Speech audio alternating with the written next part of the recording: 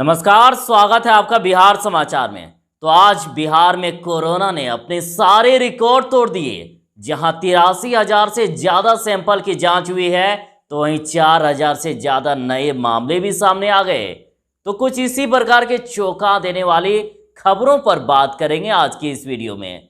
तो आज का ये वीडियो एक अहम वीडियो होगा। आपसे अनुरोध है, इसे अंत तक जरूर ही देखिएगा।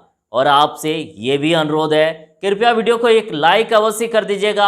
आपका लाइक करना ही हमारी मेहनत का फल होता है। आपका एक लाइक हमारे लिए बहुत ही जरूरी होता है। तो सबसे पहले सुर्खियों की बात कर लेते हैं। तो बिहार में थम नहीं रहा है कोरोना का कहर।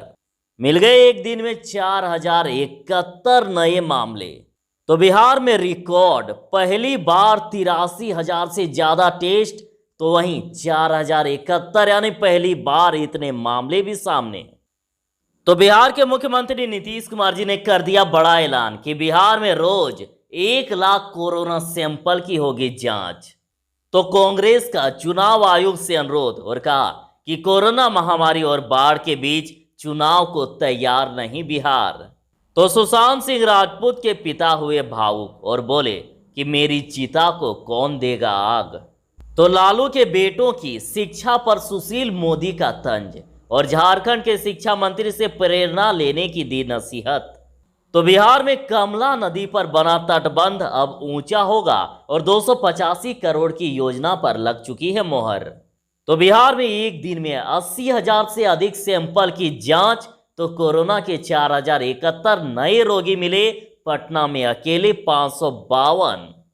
तो कोरोना पर प्रधानमंत्री नरेंद्र मोदी के साथ हुई बैठक। तो नीतीश की मांग कि 2 कोवास 8800 मशीन और 5,000 ऑक्सीजन कॉन्सेंट्रेटर दे केंद्र। तो बिहार एसटीईटी 2019 के लिए एग्जाम डेट जारी कर दिया गया है। 9 से 21 सितंबर के बीच होगी परीक्षाएं। तो पीएम मोदी की आपत्तिजनक फोटो एफबी पर शेयर करने वाले डॉक्टर को भाजपा नेता ने जड़ा थप्पड़। तो शिवसेना नेता संजय राउत को लेकर बिहार के डीजीपी का बयान और कहा कि सुशांत के पिता और मुझ पर लगाया बेबुनियाद आरोप। तो बिहार के डिप्टी सीएम सुशील मोदी का बयान और कहा कि फोहड़ और तथ्यहीन बयान दे रहे हैं लालू प्रसाद। तो सुशांत केस में बड़ा मामला, बिहार पुलिस के 5 अधिकारियों के खिलाफ मुंबई में लिखित शिकायत दर्ज। तो चलिए बात करते हैं खबरों को विस्तार से। तो बिहार में कोरोना को लेकर आज फिर से नया रिकॉर्ड। पहली बार 83,000 से ज्यादा टेस्ट हुए और पहली बार 4,071 मामले सामने आ गए थे। आज से पहले ऐसा कभी नहीं हुआ है। इतने मामले एक दिन में और इतनी जांच अभी तक नहीं हुई है। तो इस पर भी बिहार सरकार ने ऐलान कर दिया है कि बिहार में रोजाना 1 लाख सैंपल की होगी जांच। तो 4,071 नए मरीज तो मिले, लेकिन 2,900 लोग स्वस्थ होकर घर भी चले गए। तो वहीं 15 लोगों की कोरोना से मौत भी हो गई। और मंगलवार को अकेले 552 मरीज पटना से मिले। तो बिहार में कुल संक्रमितों की संख्या 86,812 हो गई। तो वहीं बिहार में अब तक 57,039 लोग स्वस्थ भी हो गए हैं और अभी बिहार में 29,307 एक्टिव केस हैं। तो रिकवरी रेट की बात करें तो 65.7% अभी रिकवरी रेट है। तो चलिए देखते हैं आखिर कहां से कितने नए मरीज मिले। तो 16 जिलों में 100 से ज्यादा मरीज मिल गए हैं और पटना में अकेले 554 और उसके साथ ही अररिया में 123, बेगूसराय में 225, भागलपुर में 195, बक्सर में 162, पूर्वी चंपारण में 208, गया में 172, कटिहार में 164, मधुबनी में 143, मुंगेर में 83, मुजफ्फरपुर में 124, पूर्णिया में 119, रोहतास में 122, समस्तीपुर में 117, सारण में 106, वैशाली में 103 और पश्चिमी चंपारण में 113। और उसके साथ ही अरवल में 34, औरंगाबाद में 64, बांका में 39, भोजपुर में 78, दरभंगा में 36, गोपालगंज में 72, जमुई में 36, जहानाबाद में 57, कैमूर में 16, खगड़िया में 44, किशनगंज में 83, लखीसराय में 75, मधेपुरा में 73, मुंगेर में 83, नालंदा में 98, नवादा में 40, सहरसा में 91, शेखपुरा में 46, शिवहर में 22, सीतामढ़ी में 64, सिवान में 94, सुपौल में 76 नए संक्रमितों की पहचान हुई। तो बिहार में प्रतिदिन 80,000 सैंपलों की जांच तो पहुंची गई है। तो ऐसे में माननीय मुख्यमंत्री नीतीश कुमार जी का बड़ा बयान कह दिया कि बिहार में रोज 1 लाख कोरोना सैंपल की होगी जांच। तो माननीय मुख्यमंत्री नीतीश कुमार जी ने कहा कि बिहार में रोज 1 लाख लोगों के सैंपल की कोरोना जांच होगी और ये भी कहा कि बिहार में हम सभी लोगों की जांच कराना चाहते हैं जिससे कोरोना संक्रमितों की पहचान कर उसका बचाव किया जा सके। और मुख्यमंत्री ने आरटी-पीसीआर जांच बढ़ाने के लिए केंद्र सरकार से आग्रह किया है कि वे 2 कोवास 8800 मशीन बिहार को उपलब्ध कराए और जिससे प्रतिदिन जांच की संख्या 7200 और भी बढ़ाई जा सके और इस तरह से आरटी-पीसीआर जांच से 20,600 प्रतिदिन जांच हो पाएगा।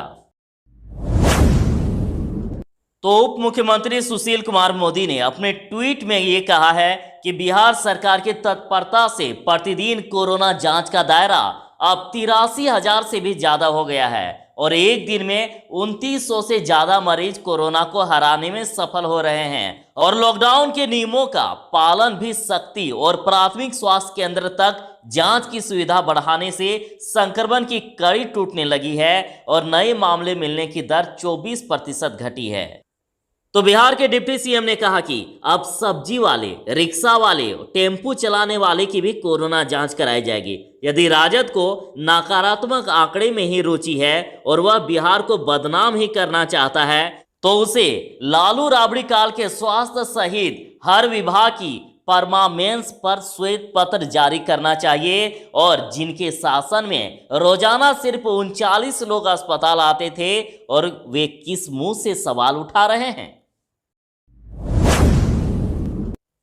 तो बिहार एसटीईटी के लिए बड़ी खबर, बिहार बोर्ड ने जारी की है ऑनलाइन परीक्षा की नई तिथियां।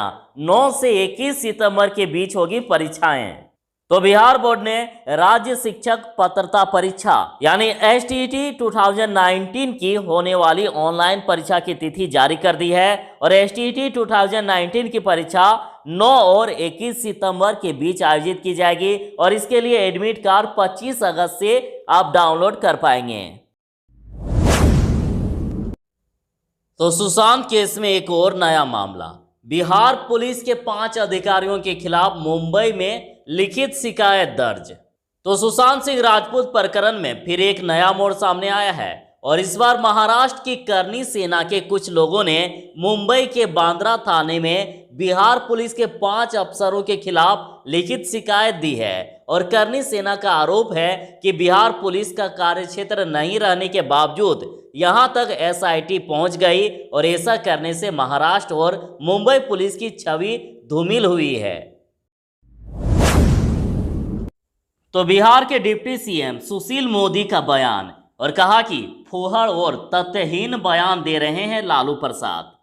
तो उप मुख्यमंत्री सुशील कुमार मोदी जी ने कहा कि लालू प्रसाद झारखंड सरकार की मेहरबानी से कैदी के बजाय अघोषित राजकीय अतिथि बने हुए हैं और उन्हें रुई सुई जैसी फूहड़ और हास्यास्पद और तथ्यहीन तुकबंदी करने के बजाय राज्य के शिक्षा मंत्री जगन्नाथ महतो से प्रेरणा लेनी चाहिए।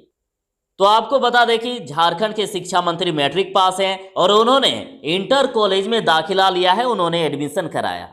तो आगे माननीय सुशील कुमार मोदी जी ने कहा कि लालू प्रसाद के दोनों युवा पुत्रों को फिर से स्कूल कॉलेज में दाखिला क्यों नहीं लेना चाहिए और उन्होंने झारखंड के शिक्षा मंत्री को बधाई दी और कहा कि अपने आचरण से बड़ी शिक्षा दी है और लोकतंत्र में लोकलाज को प्रतिष्ठित किया।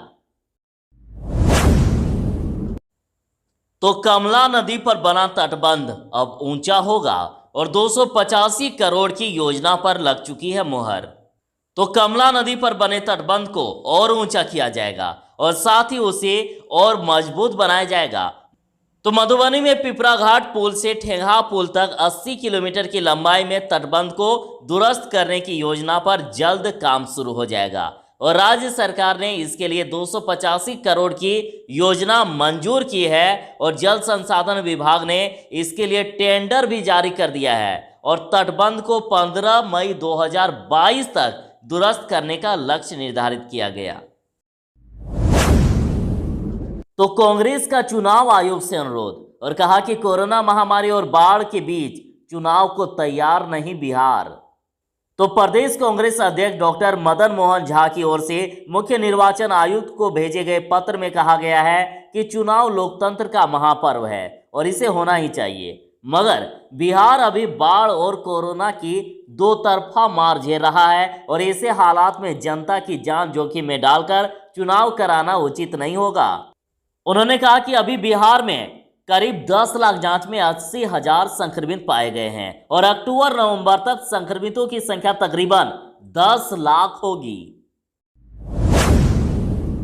तो शिवसेना नेता संजय राउत को लेकर बिहार के डीजीपी का बड़ा बयान और कहा कि सुशांत के पिता और मुझ पर लगाया बेबुनियाद आरोप। बिहार के डीजीपी गुप्तेश्वर पांडे ने शिवसेना नेता संजय राउत को लेकर कहा है कि उन्होंने राज्य के मुख्यमंत्री नीतीश कुमार के खिलाफ गैर संसदीय भाषा का प्रयोग किया है और उन्होंने सुशांत सिंह राजपूत के पिता और मेरे बारे में जो बातें कही है वो बेबुनियाद और गलत है और वे सच्चाई को नहीं जानते हैं। डीजीपी ने आगे कहा है कि वे एक जिम्मेदार नागरिक हैं और उन्हें इस तरह की बातें शोभा नहीं देता।